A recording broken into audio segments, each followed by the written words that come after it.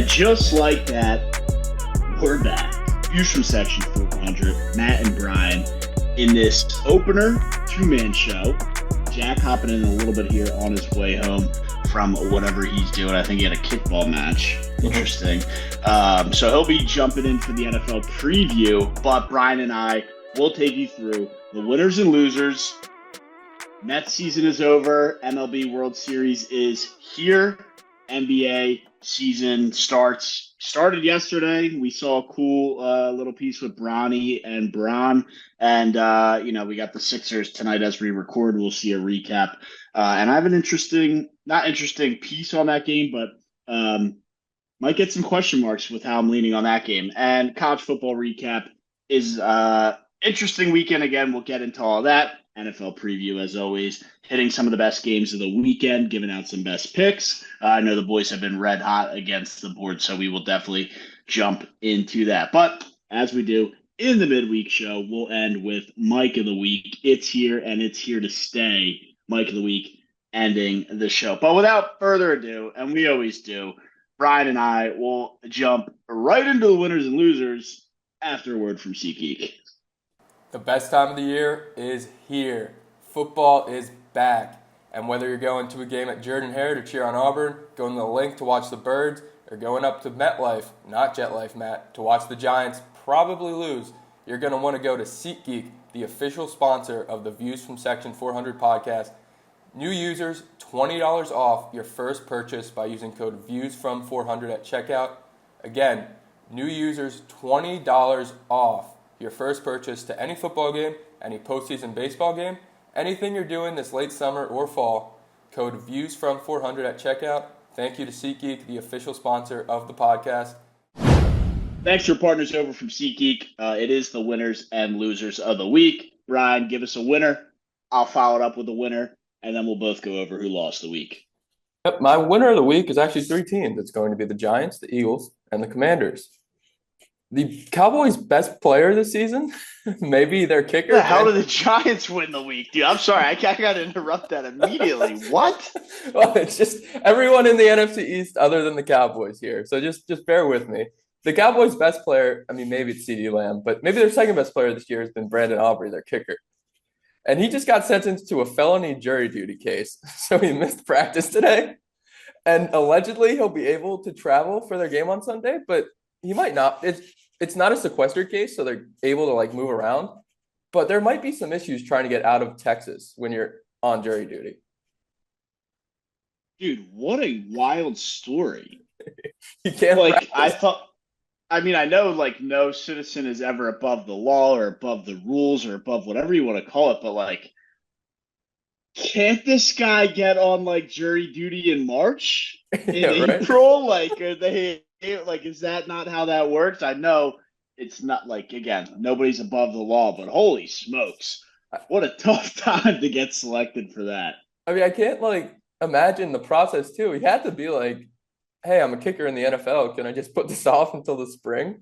Unless he was that shy where he didn't say anything, but you'd think he'd do that. And they were just no.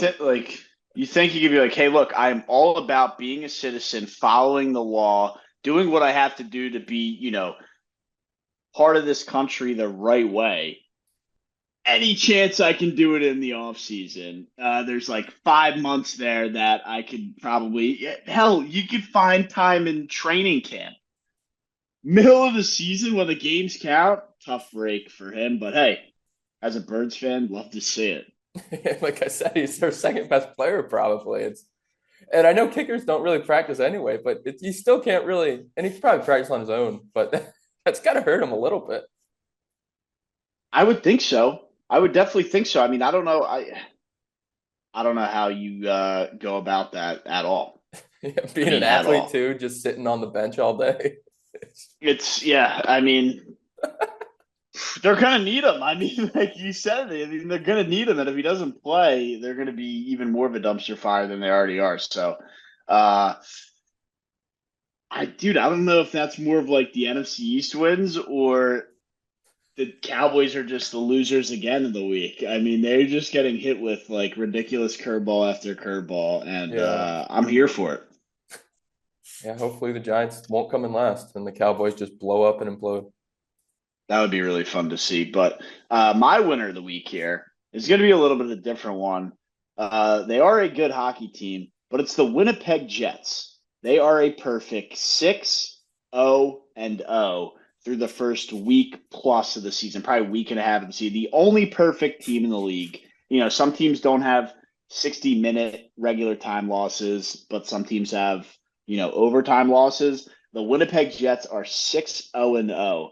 That's pretty impressive. They started out opening night beating the Edmonton Oilers, who were in the Stanley Cup final last year, 6-0. So unbelievable start by them. There were a couple weaker teams in there, but the NHL is tough. The NHL is a hard league. I mean, to go 6-0-0 through the first week plus of the season, I think that's pretty incredible. And yeah, just props to the Winnipeg Jets for staying unblemished through that first week. Obviously, I just put the major jinx on, and they probably will go on a 6-game losing streak following this winner and loser segment. But who knows? Maybe they'll go on a 6-game losing streak, and they'll be my loser of the week next week. Yeah, they're pretty damn close to the Pacific Northwest, Winnipeg Jets. Yeah, now you know what? We agreed on a settlement of rules and regulations for that take, so I won't. As much as I want to, I won't start. Pulling the rules apart and throwing it out there. Now, when I get drunk on a Saturday night and the Jets are in the Eastern or Western Conference Finals, then maybe we'll start that. Yeah, we all thought the New York Jets were going to be. Well, actually, you were never high on them. You still thought they I had was to, never. but we at least I thought was they'd the be decent. And it's the I was Winnipeg the Jets. Jets are gonna Jets, and I'm not on the Jets, and the Jets are gonna jet. Like, dude, they're doing all these things to try and right the ship, and it's Devontae Adams work. Now they got to Sam Reddick back this week. Let's see if that fucking plug him in can work. Yeah, I don't know. I forget I saw a tweet. I forget who it was, but they said the Jets are a Randall Cobb signing away from fixing it all. Just like if they're gonna find someone every week to try to just put a They're band-aid. literally just gonna plug somebody in. It's all these like band-aids that I think I said it best the other day. I mean, they continue to try and put band-aids on broken bones. It's Yeah, just not gonna fix anything. And they are what they are. They have an interim head coach, and it's broken. There's an earthquake through the entire organization. I don't know that it's fixable. They might just have to go in another rebuild, which sounds scary, but I don't know that you can keep fixing it, plugging all these veterans with Aaron Rodgers. I mean, I don't know how many more years he has, but we're in the middle of winners and losers. I could go on a whole thing about the Jets for 25 minutes if I need to. Why don't we hit some losers of the week, and then we'll jump into some sports. yeah. My loser of the week, unfortunately, well, kind of unfortunately, kind of not unfortunately, but it's college football from the state of Alabama. Auburn is on pace to lose 10 games. They've only done that once, and that was in 1950. So, not great company to be in there. And then, of course, Alabama. They have lost 2 games before November for the first time since 2007. So, Kalen DeBoer, we loved him at Washington last year, but maybe already on the hot seat in Tuscaloosa. Yeah, I mean, look, the lights are a lot brighter in Tuscaloosa than they are up there in Washington, wherever the Huskies play. But look, do you fire the guy after 1 year? I don't know that you can say that, but what's interesting is Nick Saban's. I don't even know how to put this, but maybe you can articulate it a little better than I can right now. But like his fingerprint should still be all over this team, right? Like we're Mhm. not 5 years, 10 years removed from Nick Saban. Like he was just there last year. So I understand the transfer portal is that much more accessible for these college kids, but there's still handpicked guys from Saban. There's still people that were there when Saban was there. It seems like it shouldn't be this bad. Yeah, as what it is. he inherited a phenomenal roster, a much better roster than what Saban inherited in 2007 when they lost those 2 games before November. Right. So, yeah, I mean, dude, it's Alabama football, Crimson Tide football. It's a culture. It's a religion. You're not going to last long if you're losing 2 games before the month of November. And I think you're absolutely right. Hot seat could be on the cards. I don't know that that's the right move to just go fire a guy after, 5, 6, 7 weeks of a season. But like I said, when it's a culture, a religion, the whole thing, it's going to be tough for him to survive if he keeps racking up these losses. If he somehow loses the Iron Bowl, they're not going to make it to the college football playoff, which is absurd. No, I are they going to make it now? They lost to fucking Vanderbilt. Yeah, but the schedule should, I mean, like you said, they lost to Vanderbilt, but the schedule should be easy enough for them to get to the playoff with only 2 losses, although they still have LSU on the road and they still have Missouri at home. So it's going to be tough, but there's Missouri's opportunity. fraudulent. Missouri's fraudulent. Yeah, if they'll beat Missouri, if they can beat LSU, they should be in because then they just have Oklahoma, Mercer, and then Auburn. But if they lose that game to LSU, that's 3 losses and not much opportunity to make up better wins. Well, they're not going to get in if they lose to LSU, and that's just going to be the bottom line. I also still am not sold on LSU being the number 8 team in the country either.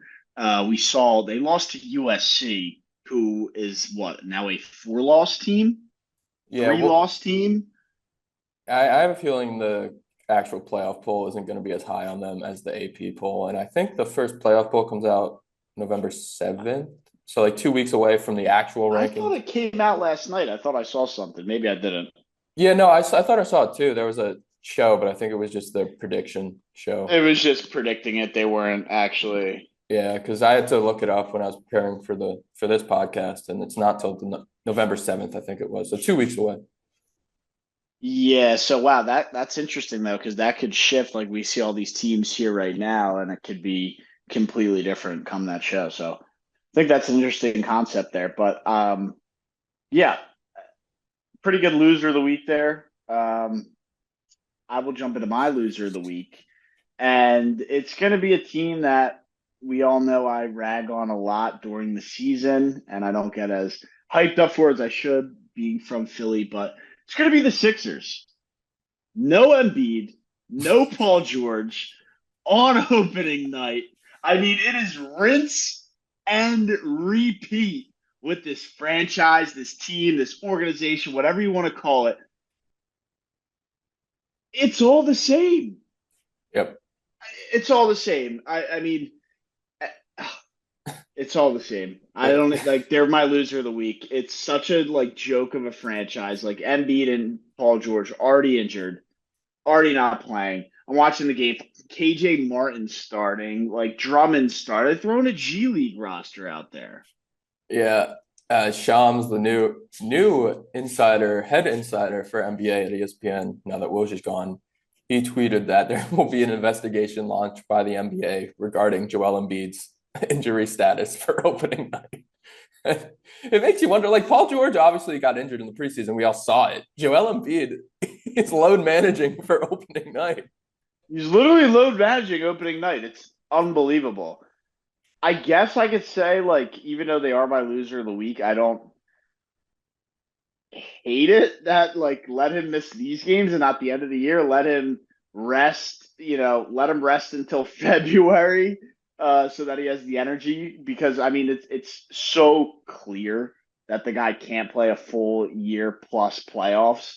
So, yeah, it's not a good league for him because they have all these investigations where they look into just resting guys and if they're faking injuries they get fines and they're open to all these penalties. So it's a tricky spot for the Sixers and Embiid especially because they're gonna need him in the postseason. And is he going to make it there? I don't know. I mean, it's just he plays so reckless for a guy that's 7'2", Yeah. and it's why he's so injury prone. Yeah, and you can't I mean, you can't afford to load manage them, but we've seen it. The East is getting better, and it might not be as big of a cakewalk this year as it. I mean, the Celtics are probably the best team in basketball. The Knicks are, even though they look terrible on opening night, which we'll get into, they're supposed to be really good. The Bucks should be better. I mean, you can't afford to kind of have that 7 seed and then have to run into those teams in the first round and just assume a healthy Joel Embiid is going to get you that series. No, you can't assume at all. And I think I, I want to say they learned their lesson last year, but they didn't because they're not on the field or on the floor opening night. So they're off to a nice start right now, up 8-4, but it's the NBA. I mean, check back at midway through the third quarter is when you can start watching these games. Yeah, 8-4 is about 0-0 in any other sport. If you're, yeah. Yeah, I mean it's just what the NBA is. But yeah, that's the winners and losers presented by SeatGeek as always. We'll jump into some MLB, get back into the NBA, college football talk, NFL preview. So stay tuned. That's the lineup going forward over the next 45 minutes or hour or so. But yeah, the Mets season is over. Ryan no longer is wearing the Mets gear, the Mets attire. It was a nice run. It was a nice, whatever you want to call it. But the magic just ran out, and I'm here for it because, oh my God, that was annoying. Yeah, I like your play on words there. It was a fun season, and if you haven't looked at last week's podcast and looked at my little recap, or checked out our Instagram or TikTok, or read the blog that's on viewsfromtexas400.com, I really did a full retrospective there, so I'll save you guys another long rant. But now the disappointment's over. I am looking back on this season very fondly. It's probably my favorite Mets team in recent memory. Probably even more fun than 2015. So there's nothing really bad I could say. I know the pitching blew up, which you warned me about. And that just, the Dodgers are a great team. And at some point they were the better team. And that's okay. The Mets tried their ass off in that series. It just wasn't enough. I will say though, I am mad about one thing. The St. Louis Cardinals. Why? Okay. I could really be very mad here, but I'm going to try to contain my anger. They No, let traded it all out, man. they traded Tommy Edman, who was injured, for a bag of peanuts to the Chicago, and they got pieces from the Chicago White Sox, Eric Fedde and Tommy Pham. They later DFA'd Tommy Pham. And then they bring the Dodgers into this deal because they can't afford to give away prospects, even though the Cardinals are they created Branch Rickey created the farm system. They always have a stacked farm system. So why do you need to go over there to the Dodgers and get the Dodgers to give the prospects over to the White Sox? And then you're like, oh, here's Tommy Edman. He's going to be a pain in the ass for every other team in the playoffs. And we're going to try to make the playoffs, but we're not going to keep him. We're going to give him to you, an already stacked team. We're going to give you Tommy Edman. And we're not going to part with our prospects because you have a bunch already. They flame out. I don't know why they were buying in the first place. Eric Fedde did nothing. Like I said, they DFA Tommy Pham. And then Tommy Edman goes out there and wins NLCS MVP on an already stacked Los Angeles Dodgers team against the Mets. Went 10 for 24 against the Mets in the series. Hit 2 home runs, I think. He doesn't hit home runs. He had 1 in the regular season. It's just, he was hitting cleanup. It's just like, I'm looking back, the St. Louis Cardinals, I hate them with a passion. They might be my most hated team in sports. I'm really, really, really glad you explained that because I had no idea how Tommy Edman ended up on the Dodgers. Yeah. I watched the playoffs and I'm like, when the hell did they get Tommy Edman and how the hell did they get him? It's horrible. Like they just didn't. They could have parted with like a number 25 prospect and sent him to the White Sox. The White Sox were begging to get rid of Eric Fedde and Tommy Pham, and they're like, "No, here you go, Dodgers already stacked team. Just give them a couple prospects, and you could have Tommy Edman." It's unreal. It's collusion. Rob Manfred doesn't care because he wants Shohei Ohtani in the World Series and he wants to see his Yankees Dodgers.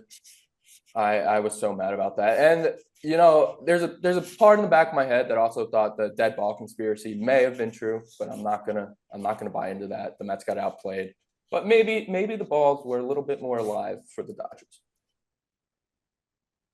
I won't go that far.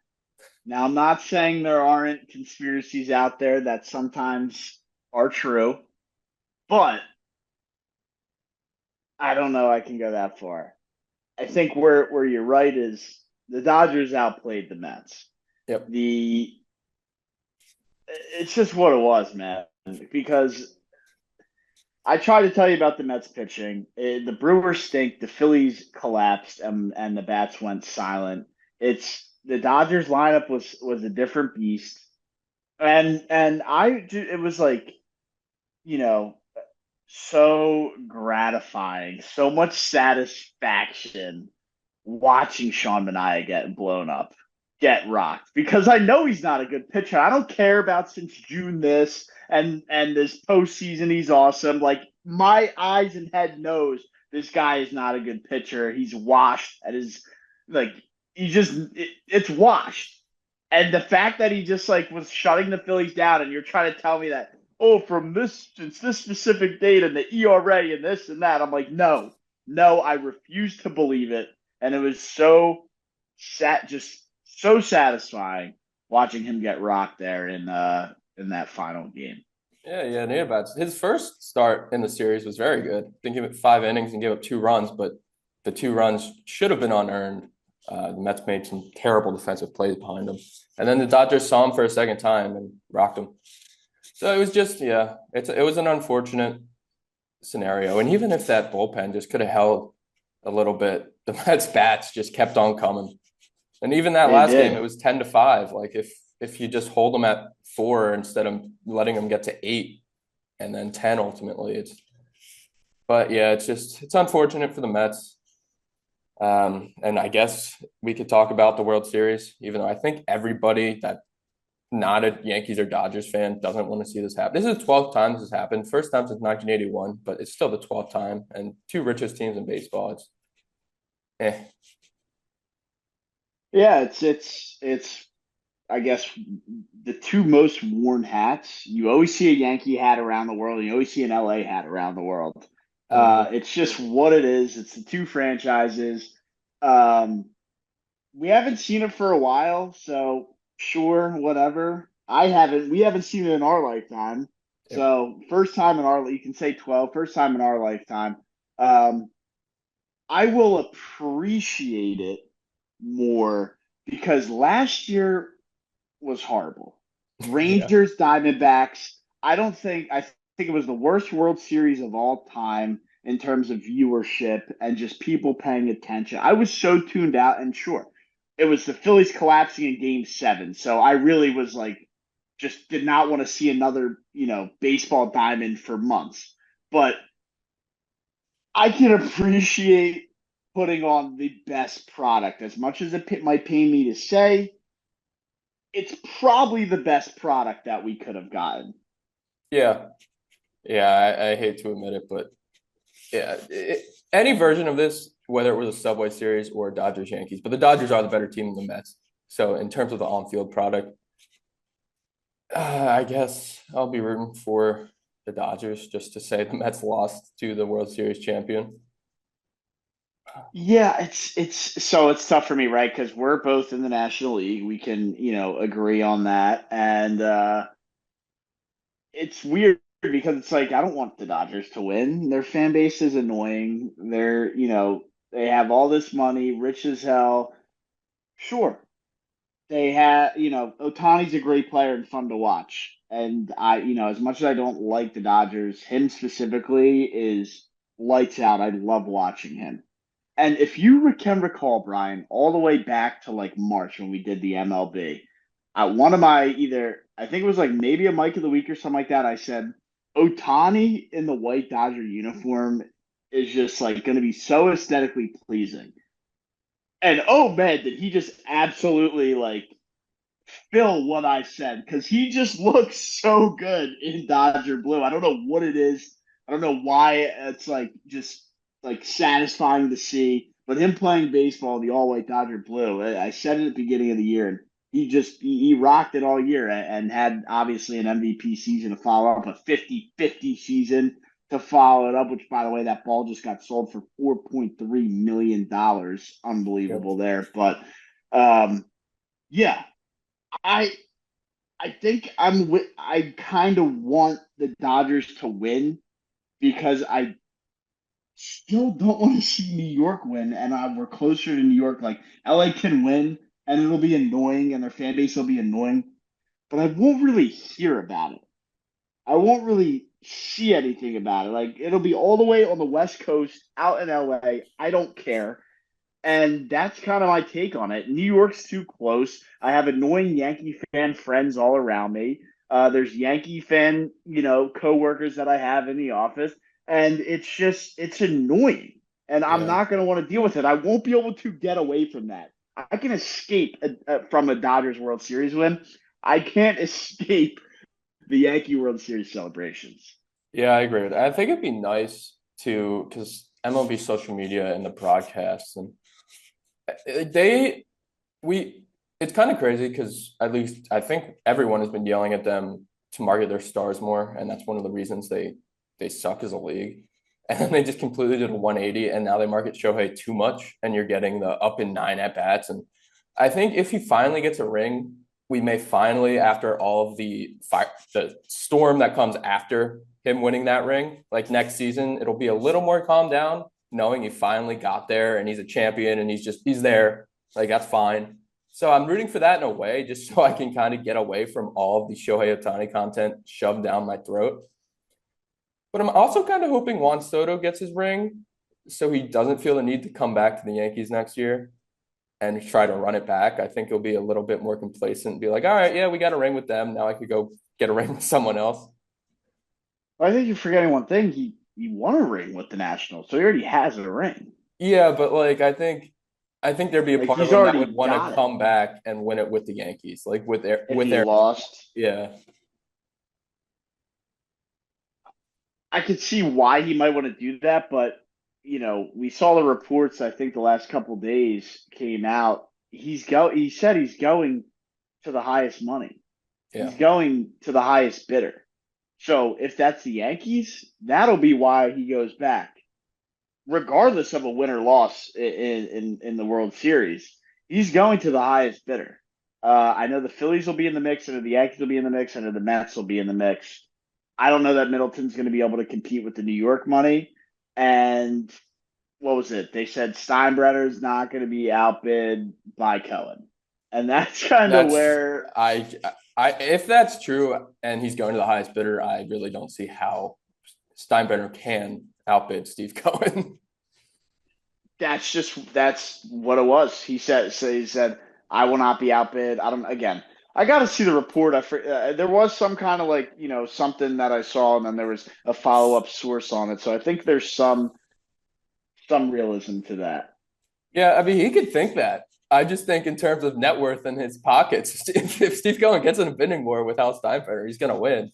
Now I don't know how financially responsible that'll be, but Well, let's look at it. Let's look at the stats. What is Steve Cohen worth?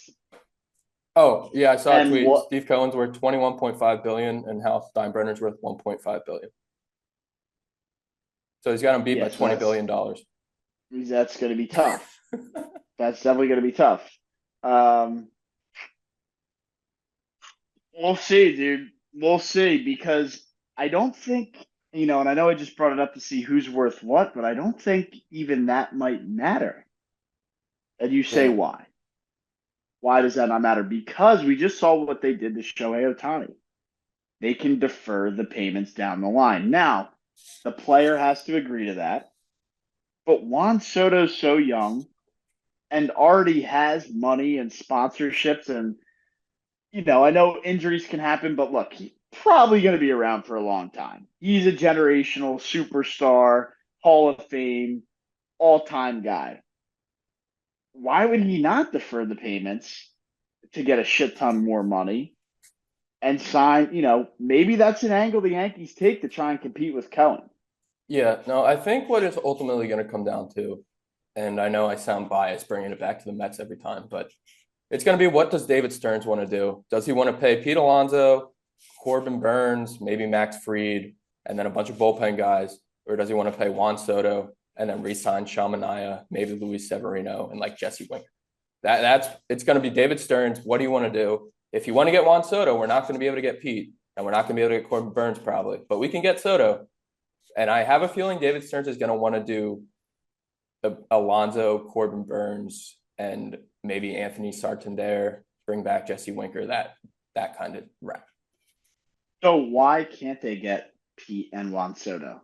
It's the MLB. There's no cap. There's just a luxury tax. And if Cohen's worth all this money, 21 billion, like you said, why does it matter? Well, they could hypothetically, but I don't think they really. I don't think they want to have that much money tied up in long-term contracts. So you just paid Nimmo, you just paid Lindor, then you'd have to pay Pete for 6 years. You have to pay Soto for 14 years. I don't know the way that he kind of talks about it. He wants to build a sustainable winner, and I don't know if he wants 5 long-term high money contracts on the payroll for the next decade. Would that be a $430 million payroll? Well, so right now they're at 313, and there is 170 coming off the books this offseason. So realistically, Soto's going to get 50 a year, you'd think. And then Pete's We don't know. We Yeah, don't we know what don't know. Soto's going to get. I'm going to assume it's going to be like 14 years. Honestly, I could see it being like 15 years, $1 billion. It could get that crazy. And just call it that. Yeah, and Pete's going to get like 4 or 5 years and 120, 130. So his contract won't be crazy. It's more just like, do you want him tied up till he's 35 when he's already shown signs of decline? And then if you want to grab Corbin Burns, that's another $30 million contract you got to get. And I think he really does want to grab Corbin Burns because he had him in Milwaukee. So it's going to be a really interesting offseason. That is going to be a really interesting offseason. But yeah, I mean, obviously, there's still a lot of baseball talk to be had. And as we get into the offseason, when, everybody goes on vacation and pitchers and catchers don't report until February, the headlines are going to be there. Winter meetings is going to be nuts. This might be the craziest free agency that we have to look forward to in quite some time. So just because the World Series is here and baseball season is winding down, it will heat right back up. And the reason why they call it, the hot stove or the winter meetings or whatever they call it. I mean, it's going to get red hot again right there in December. So looking forward to that. But a season that's not winding down, a season that just started, is the NBA. I touched on it in my loser of the week as the Sixers being the loser of the week, not having Embiid and Paul George. And as we watch this, are down by 2 points to the Giannis and Damian Lillard led Milwaukee Bucks. There's some stuff, some headlines and things to get into. And the number one thing is LeBron James turning the Los Angeles Lakers into a Disney sitcom, having his kid play with him, who probably doesn't deserve to be on the team, if I'm being honest. Yeah, no, he definitely doesn't deserve to be an NBA rotational piece right now. But I think it's good on JJ Redick and the Lakers organization to just kind of get it out of the way on opening night. And now if you have to, which if you haven't read our roundtable, I think the Lakers are going to win the West this year just because LeBron wants to get his son a ring before he retires.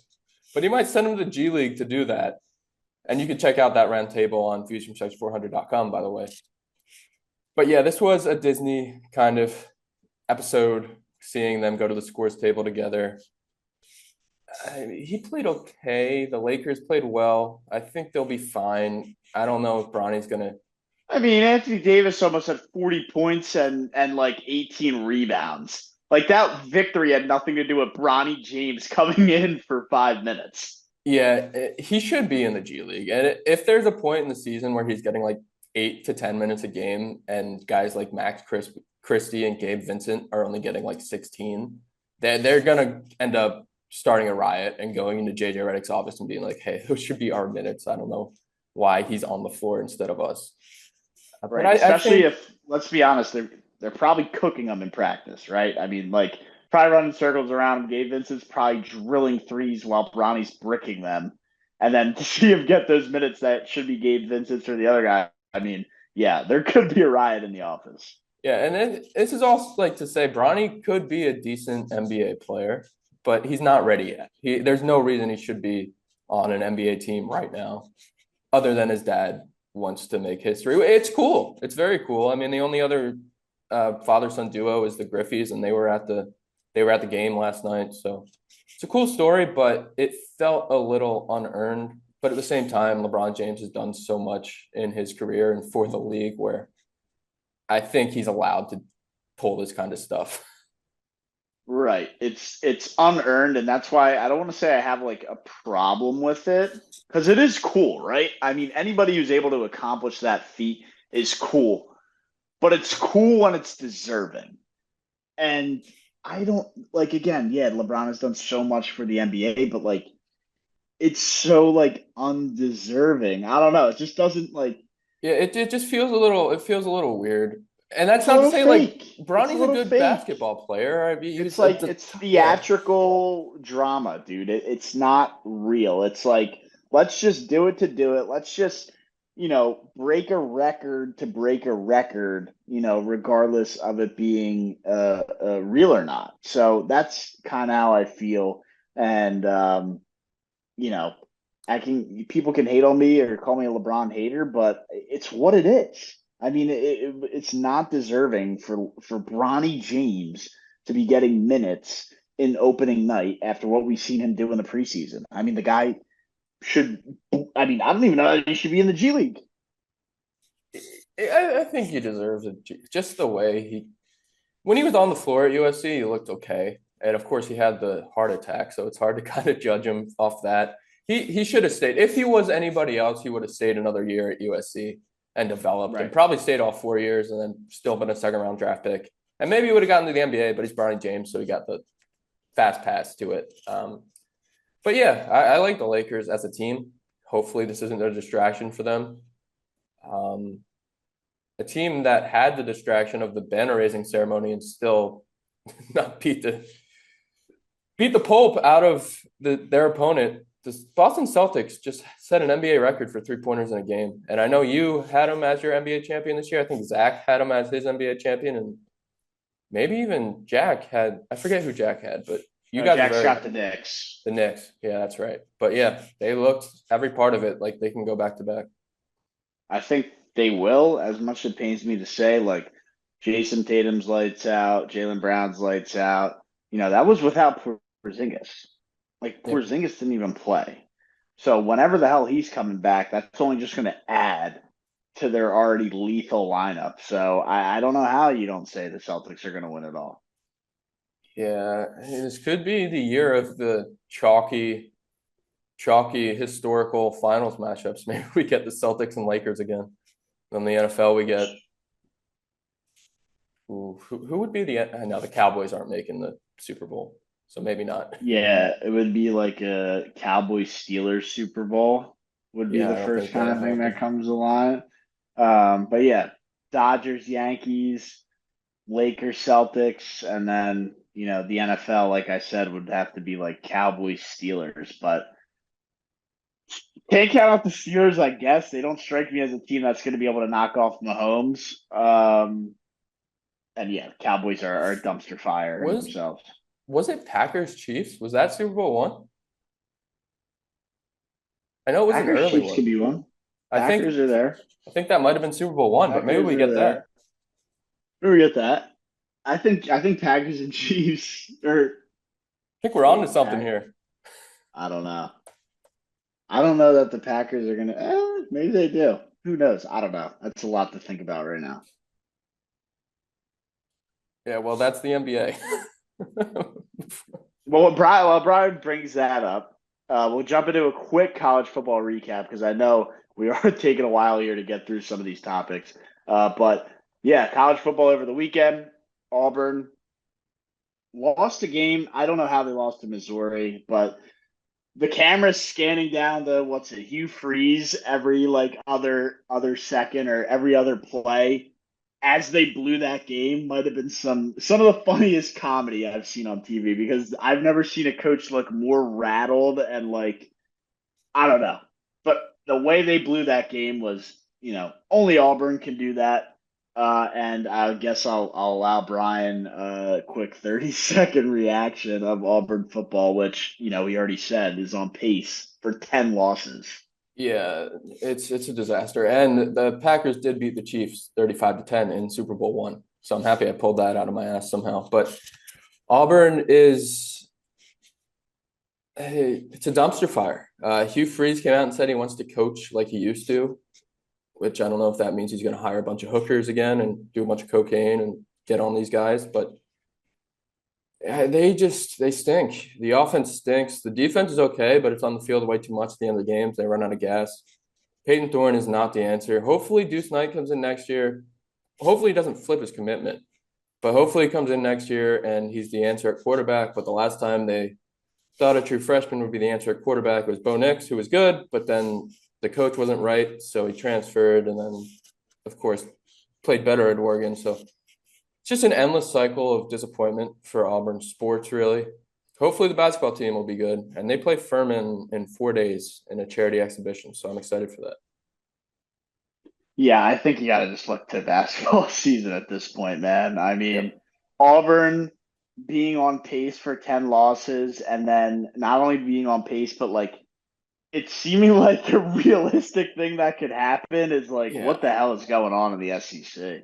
Yeah, they have Kentucky at Kentucky this weekend, and I believe Kentucky's favored by like 2. So this is probably their last winnable SEC game because then they get Bama and Vanderbilt, which is crazy to think that's not good. It's winnable as Kentucky. And then they have UL Monroe for homecoming, and their quarterback's named General Booty. So I fully expect him to just have 500 passing yards and 4 touchdowns as a meme just against Auburn. So it's not looking good for the Tigers. No, it's not. And better luck next year. They they need to kind of play well though, because again, like you kind of mentioned, guys could start flipping if it's just a total dumpster fire Yeah. as the season rolls on. But yeah, Georgia back to number two, probably the right call. Oregon up to number one. Is Oregon the best team in college football? Are they the true number one, or is that just kind of how the rankings are playing out based on teams losing? I think the second part of what you just said is more of the story. Georgia, I know they struggled against Bama, obviously, but they almost won that game, and then they struggled against Kentucky. They're finally healthy, and we kind of saw that against Texas this weekend. They beat the shit out of Texas. Quinn Ewers got Beat 'em benched up. in this game. Like he was a Heisman hopeful at the beginning of the year, and he got benched in this game for Arch Manning, who was seeing ghosts out there. We got a bunch of Manning faces out of him on the sideline. I think Georgia's the best team in the country. Texas is still good. Maybe they're the second best team in the SEC now that Alabama stinks. But yeah, it's a weird year for college football. It's weird because of the expansion. All these teams can afford the loss and still be there at the end.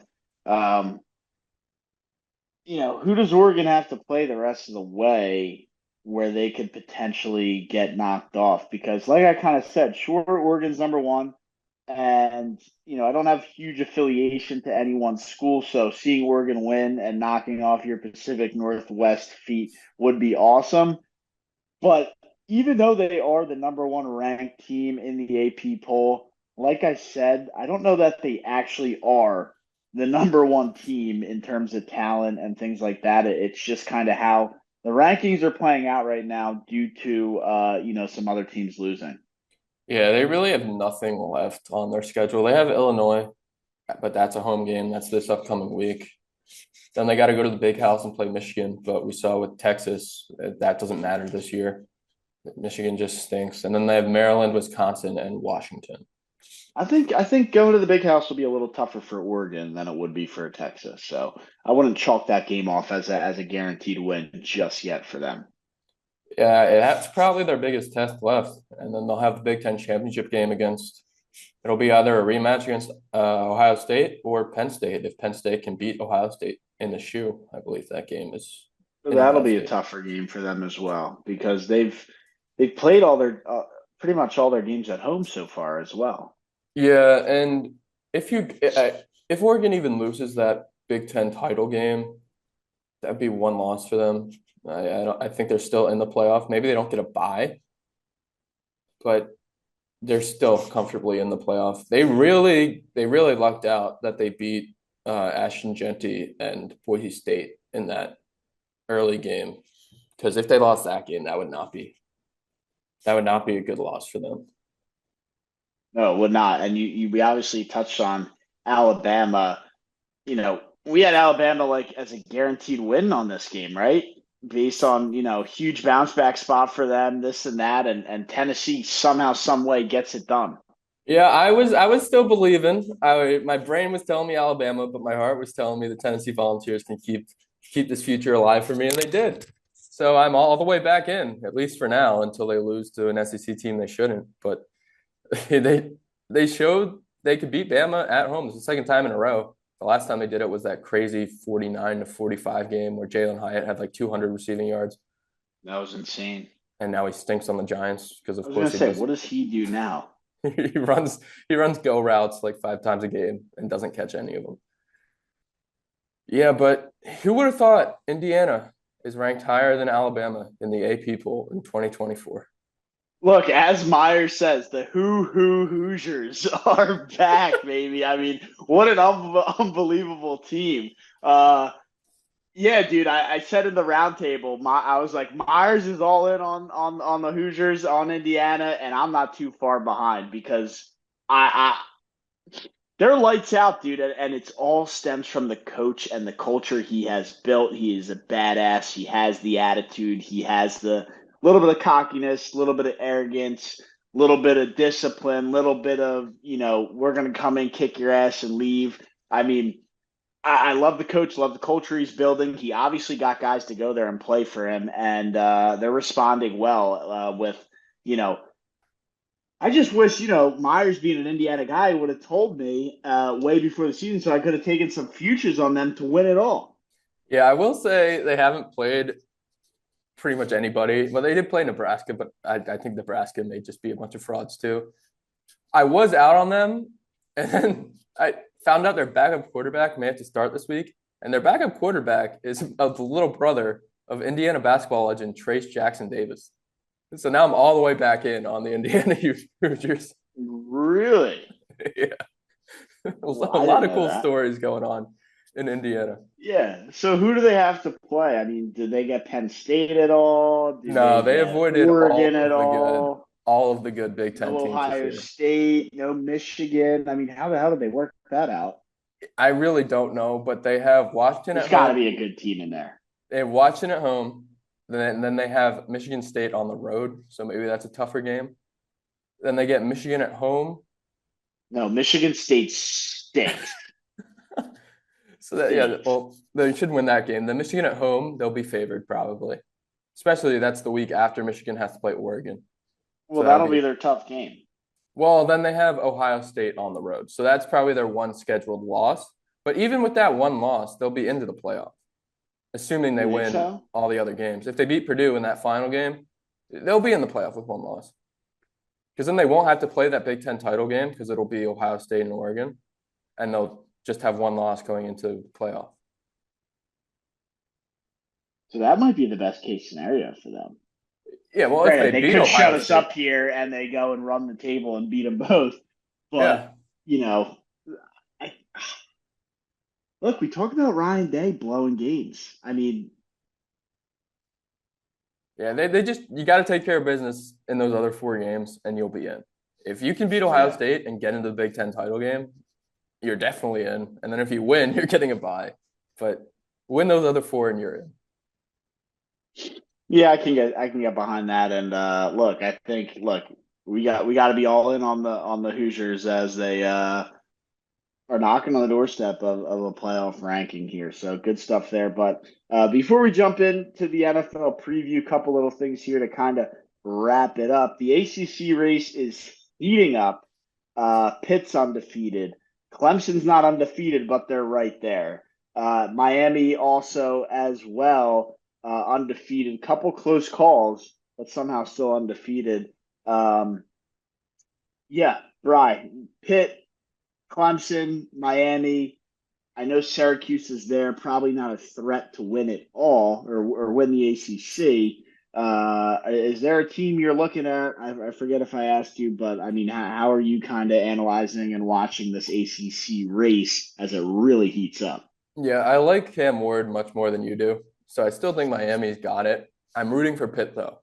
I really want to see the Pittsburgh Panthers somehow win this conference. It would be really fun. It would be a lot of fun. And this conference, I know we haven't officially announced Bournemouth yet for this year, but that will be coming up soon. And we have possible guests from all three of these ACC teams that we could have on for those 12 days of Bournemouth. So the ACC, we kind of shat on it a little bit in the preseason when we did the in-person pod, but it's going to be a fun Bournemouth season for that conference. And I'm not going to sit here and give Jack credit for hyping up the ACC because none of these teams were on his radar. He was Florida State all the way. Maybe he had Clemson, but I do not recall him hyping up Pitt. I do not recall him hyping up Miami. And I guess give ACC a little credit, but they're not going to be a conference that wins a national title. Yeah, and he also said they were better than the Big Ten, and the Big Ten right now has most of the top 10 rankings. So there's that. We're going to get, I think, our logistical nightmare with Army Navy because they're 23 and 24 right there. And as much as we might want to see them make the playoff, Boise State is the higher ranked, low 5 conference or whatever they call it. Yeah, but again, the AP pool. So really, we don't know yet how the playoff will. But I think there's too big of a gap there to where they might give it. I mean, dude, what? Boise 16, Army's 23. How do you jump Army over Boise? Yeah, I mean, I don't know, but if they're the American champion, they'll probably get an at-large, especially if they have 0 losses. And Boise State may consider Boise State better than the 12 seed too. One of these teams has to get it. Has to. And they probably will. Boise State, by the way, they have a tough matchup at UNLV in Allegiant Stadium on Friday, I believe it is. So they may not come out victorious from that one. What's the guy's name? Ashton Genty? He ran all over that Oregon defense, which is good. And the UNLV defense is not as good as that Oregon defense. Genty might go for 300 yards, and he might have 8 touchdowns. Give me Boise State all day in that game. I'm not scared of the UNLV. What are they? The Running Rebels, the Red Rebels. Not scared of them. Genty is going to have just another unbelievable game. It's I know they're running Rebels for basketball. I don't know if they're the same for football. They may just be the Rebels for football. But all I know is Genty, like I just said, he ran all over Oregon, which is a great defense. He's going to run all over this UNLV defense that Syracuse put up like 40 points on. Yeah, it's a good call. Oh, maybe Boise State minus 2.5. Bet of the week. Very well could be, but yeah, I'm behind Boise there. Speaking of Syracuse, though, Pitt and Syracuse face off tonight in Pittsburgh. Could be a tough battle for Pitt and could be a game they get knocked off, as Syracuse has been good this year. What do you got, Brian? Who's winning that game? Syracuse got a shot, or are you still all in on Pitt? I know you just said you love them. Yeah, I'm taking Pitt. Kyle McCord's really good, but he has still shown that his decision-making is not there completely yet. He's had some weird interceptions this year. And Pitt just feels like that team of destiny. Give me Pitt. It's going to be tough, but I think I got to take Pitt as well. We just saw Pitt struggle against Cal, so I get worried because the Syracuse offense is going to be a lot more dynamic and a lot more electric than the Cal offense was. But I think at home, it's a night game, Thursday night. Crowd will definitely be into it. Thursday nights on college campuses are always that much more electric. Played the Steelers Stadium, so it's not on campus, but you know what I mean. Pittsburgh should be fired up. But yeah, that's college football as we heat up, get fired up. We will jump right in to the NFL preview. And like I said, we'll get the NFL preview going on here, but there is a twist. There is a change. We will be doing, not tonight because Jack's not here, and if Brian and I did it tonight, we would get a head start, and I'll explain why in a minute. But we know Jack gets a little cranky when the rules aren't fair and it's not an even playing field. So we want to make sure he's here so it's all fair. So at the end of the day, when the record stands at the end of the season, it's all fair and regulated. But, normally we go through the 5 games, give out, whatever information we give out, do bets at the end. Here's the change. Next week, when we have the full team, Brian, Jack, and myself, we're going to be giving out confidence picks. So instead of just the 5, it's going to be the whole slate. We're going to rank them least confident to most confident on who's going to win the game. And then we will also give out our favorite, favorite underdog, over under, and best prop. So that'll be coming next week. Maybe Brian will be able to maybe shoot something out on social media as before that show pops up. But yeah, it's going to be confidence picks going forward on the NFL preview. You might ask why the change. I think for you guys, the listeners, will be better content, more entertaining, and you can get a better read on how the boys are feeling in terms of who's going to win and lose.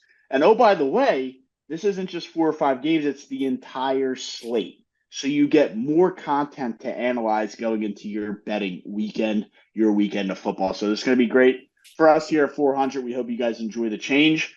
Still all NFL, and it's going to be a lot of fun. But for this one, we're going to keep it a little bit shorter. Not going to go through the entire slate, but we do have like 4 or 5 games here listed, and we're going to go over our favorite, whatever. Or I guess it will still be the whole slate. Sorry, I misquoted that. It will be the favorite, underdog, prop, over, under, and we will still end with Mike of the Week, right, Bri? Little Mike of the Week at the end. We'll still have Mike of the Week at the end. That ain't going away. Perfect. So we will get into Mike of the Week, but favorite, underdog, prop, over, under, Michael of the Week, and we will be good to go. But Brian, without further ado, hopefully we're good to go. Everybody, I know I kind of free-balled explaining that whole thing. I'm excited. Brian, give me your favorite of the weekend. Yeah, my favorite of this weekend. It's a little bit of a weird one, but I have confidence in it. And if we were starting on confidence picks, it would probably be in my mid-tier. And I'm excited for that, by the way. If you have an idea for whoever comes in last, what punishment should be, please let us know, because I want to have some fun with this. And we need some ongoing standings going, and a punishment for the loser and a reward for the winner. But my favorite is going to be the Seattle Seahawks hosting the Buffalo Bills. They're getting 3. They're my favorite underdog. I misquoted that. The Seahawks are my favorite underdog. My favorite is the Falcons -2.5 at the Bucks, because Chris Godwin and Mike Evans are wiped off the face of the earth. All right, so yeah, you just threw a whole curveball in that. So the Falcons are your favorite, and the Seahawks are my favorite underdog. And the Seahawks are your favorite underdog. Okay, I can see why. Yeah, Seahawks, that's a tricky one just because you don't know what the hell you're going to get with them, I feel like. Sometimes they come out lights out, sometimes they don't. But if I were to take them +3, it would be at home. So I like that a lot, and it sounds like you did some good analysts there. But I guess I'll go favorite. I'm going to hold off on the favorite. I'll do as you did to keep it consistent. Favorite underdog this week, and I think I'm going to hate this one. But the Chargers offense is so dead. Am I crazy for taking the Saints +7.5? That's a lot of points for the Chargers to have to cover. That's a lot of points. And the Chargers like playing slow too. So it's not like they're going to blow out with a bad offense any teams. So I like that. And the Saints, I don't know. I don't think they're gonna I think they can kind of figure it out. Is Derek Carr back yet or no? Probably not. I think he's still out. He's probably still out, which doesn't make me feel might good. Be out too. It doesn't make me feel great, but come on, man, it's 7.5 points against the Chargers. I get it; they have Jim Harbaugh, but come on, it's the Chargers. So we'll stick with that there. And then my favorite. Bills just covered 9 points against them. Give me the Lions against the Titans -10.5. I think this is a 2-touchdown winner. at home in Ford Field for what's looking like the best team in the NFC. Yeah, I like that a lot. Um, the Lions are I know it's a really, big really spread, good. but the Lions should win by 20 here. Yeah, they're really good, and they're going to be able to run the ball like crazy. And there might be no better team in the NFL at running the football than the Detroit Lions. Yeah, I couldn't agree more there either. But that's a favorite underdog, Brian. You snuck prop in the middle there. So do you have a prop for us? Are you going to over first? You going to under first? What do you got? Yeah, I will stick with the program here. I'm sorry about my switch up on the first one. It's gonna be DJ Moore's over on receiving yards. The line's not out yet, but Caleb Williams is going to tear up this Commander secondary. It may be against Jaden Daniels on the other side. It may not be. We're not sure his status yet, but either way, he's going to want to show off why he was the number one pick. And if you remember, DJ Moore had 250 receiving yards at formerly FedEx Field, now Northwest Stadium, on Thursday Night Football in this matchup last season. And he's got Benjamin St. Juste to line up against him. And I'm going to pick on the worst cornerback in football until I can't anymore. Fair enough. I mean, you love picking on that guy, and it's been like that pretty much all year. So at least you've been consistent, like you said. I really don't know that I have a fantastic one for you, but I think I'm going to go back to the wheelhouse here on Saquon Barkley because the Cincinnati Bengals, I don't know that their defense is really great at all. And if you look from last week, give the frickin' ball to Saquon Barkley. He had 175 plus yards rushing, had a touchdown, and really ignited the game, not just for the offense, but for the Eagles to propel them to victory. And it's not even like, oh, he's coming off a big game. No, it's Saquon Barkley. He can do it in back-to-back, triple weeks, 4 weeks in a row. Like, he's a guy in the NFL that could just do it over and over and over again. So I'll take his over on rushing yards. I don't even know what it exactly is, but I'll also take a touchdown as well because he's probably getting in the end zone. Yeah, he, like I said last week, and obviously hindsight's 2020, but he's going to probably finish as the number one running back in fantasy, and I wish everyone would have been drafting him as the number one running back in fantasy. Yeah, I mean, he's unbelievable and probably going to get in the end zone there. But Brian, I know you love over-unders. What's your over and what's your under here? Yeah, I'm normally pretty good on these. My unders have not been good, but my overs have been very good. So I got to keep that streak going. I don't know how much I really love this one. I do like it. I don't love it. It's going to be the Colts and the Texans, 46.5. Anthony Richardson, if there's one game he played well, it was against the Texans, and they're not so great secondary. Just saw Jordan Love dice him up. CJ Stroud's due for a bounce back, and there's no better way to bounce back against the terrible Colts defense at home. I think this is a 31-30 finish, and that's well over 46.5 points. Yeah, if there's a game for him to do it, it's this one, right? Richardson, they lost last year on the final drive. If they scored a touchdown, they made the playoffs. Again, that was with Joe Flacco, so I guess it doesn't matter that much. But yeah, if there's a game to win, it's this one. And they're gonna have to score a lot of points if they win. So the over there is I see where you're going. I see the angle you're taking. And yeah, we'll leave it at that. Did you give out an under, or do you want me to jump on one real quick? I could go with my under here. It's kind of gross because it's such a low number, but it's going to be the Panthers and the Broncos. This game is screaming 6-3 to me. Pat Surtain should be back, and the Panthers just struggled against a bad Commanders defense. It's in Denver. I know Javonte Williams has been decent, but the Broncos offense isn't built to score over 25 points in a game, let alone 30. And with 41.5, this feels like a 6-3 game. Yeah, it really does. Wow.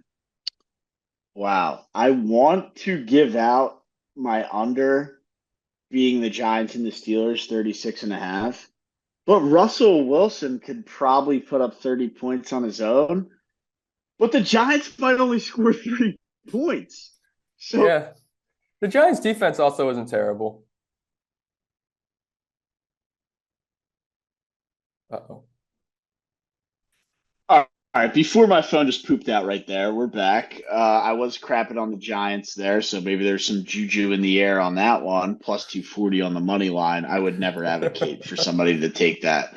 Um, I need to be giving out an over/under. I was saying potentially the under in that game, but I don't know that I would feel confident in doing so.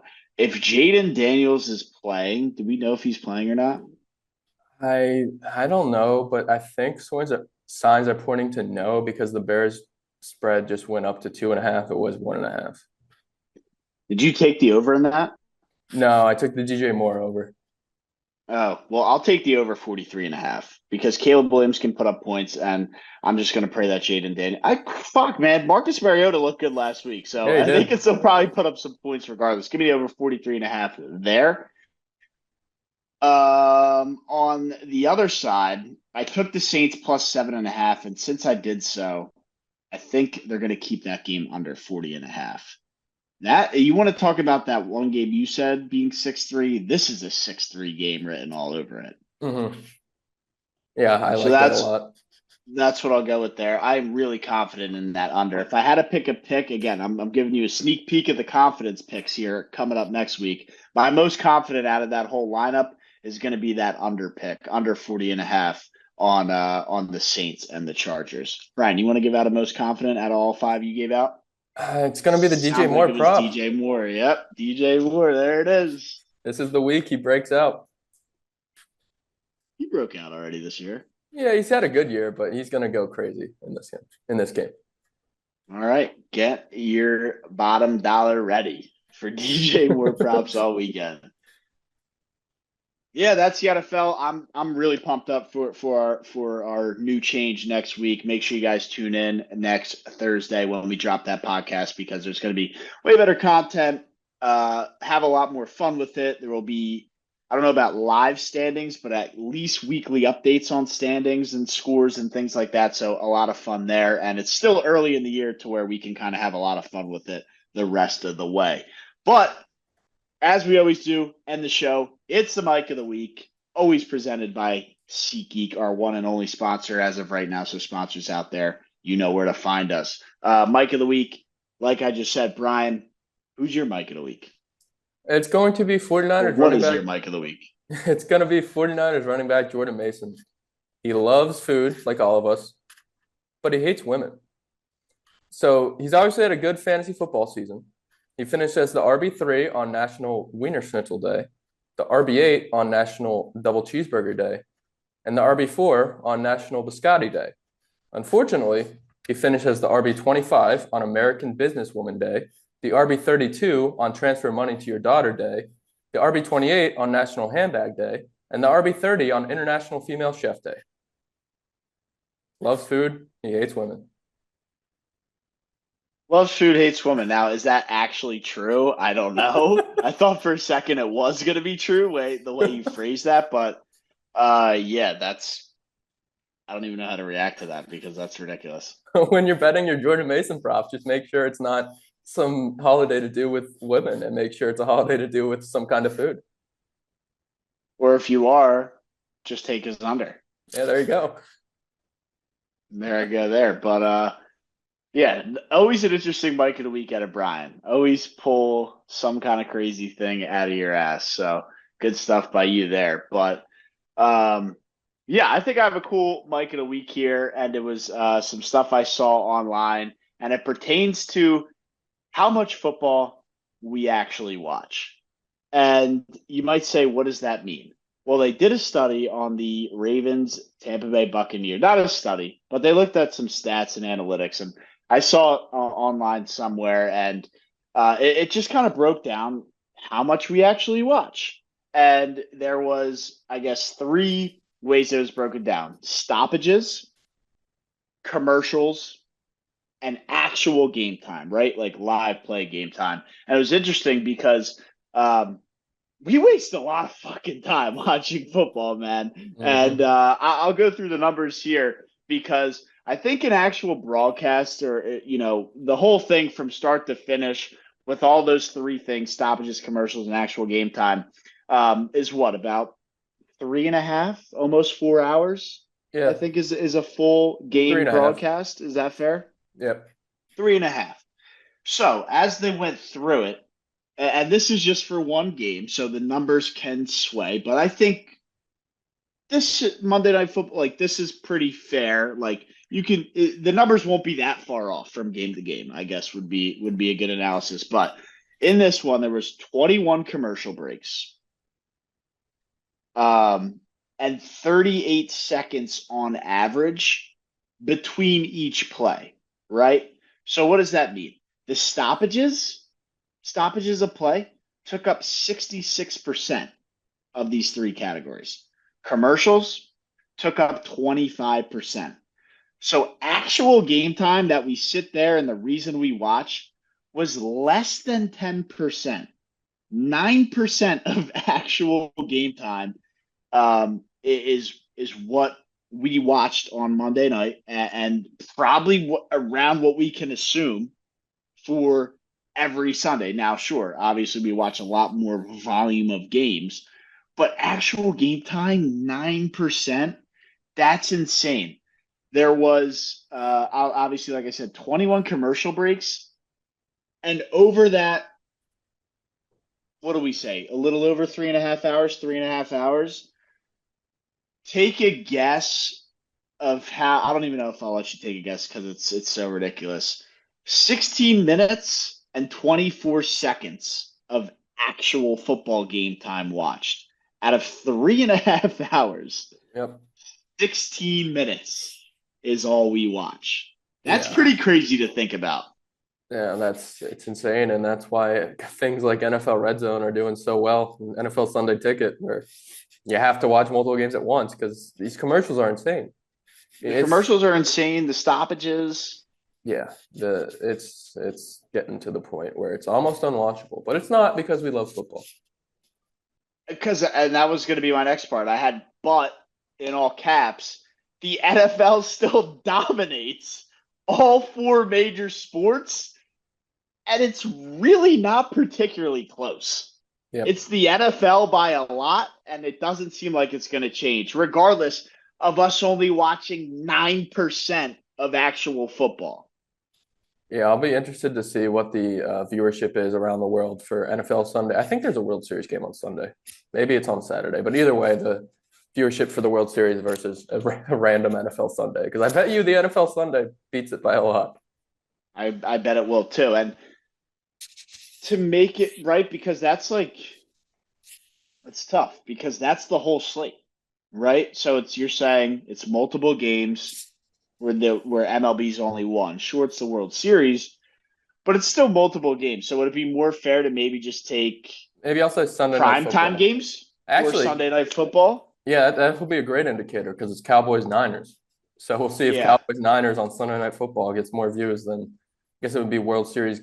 I guess game two will be on Saturday. Game three would be Monday. So we'll take the Saturday game two.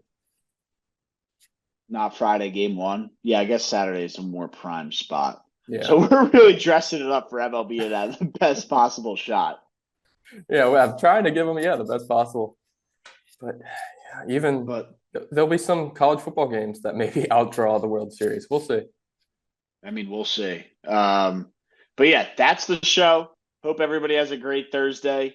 Thursday night football is tonight. I don't even know what the game is. Vikings and Rams. Oh, that should be fun. I think I saw a quote. Who's the not the Rams? Kevin O'Connell, Vikings guy. Yep. Kevin O'Connell said he hopes to show Sean McVay why or what he learned in LA, essentially. So it should be a fun one, man. There's a good little rivalry, a good little thing, little headline there. So I'll definitely be tuned in. Yeah, high over under. Should be a lot of points. Going against Cooper Kupp in one of my fantasy leagues. So I'm sure he'll score 50 points, but it'll be fun. Yeah, it will be fun. And it's interesting that they're playing because I saw a weird report. Mm-hmm. You saw that report Yep. of Matt Stafford linked to the Minnesota Vikings. I think they want to trade Stafford for Darnold. So the Rams can get a young quarterback and rebuild, and the Vikings can go all in. Vikings can go try and win now. Yeah, that's a wild move, crazy move, but hasn't happened, and it looks to be Stafford will be the starting quarterback for the Rams tonight, and Darnold will be for the Vikings. Now, does the news break the following morning that the trade goes through? That's yet to be seen, but for that, I will, wait to react until that happens. But that's all I have in this one. Another long one, another good one. Hope you guys enjoyed what Brian and I were able to put on for you guys. That's all I have here, though. So, views from Section 400. I'm Matt. Brian's here. Jack will be back in the next one for a fun NFL preview next week, but some live shows and the NFL recap pod on Sunday. That's all I got. Peace. 2 weeks till Auburn basketball. Can't wait for another team to break my heart.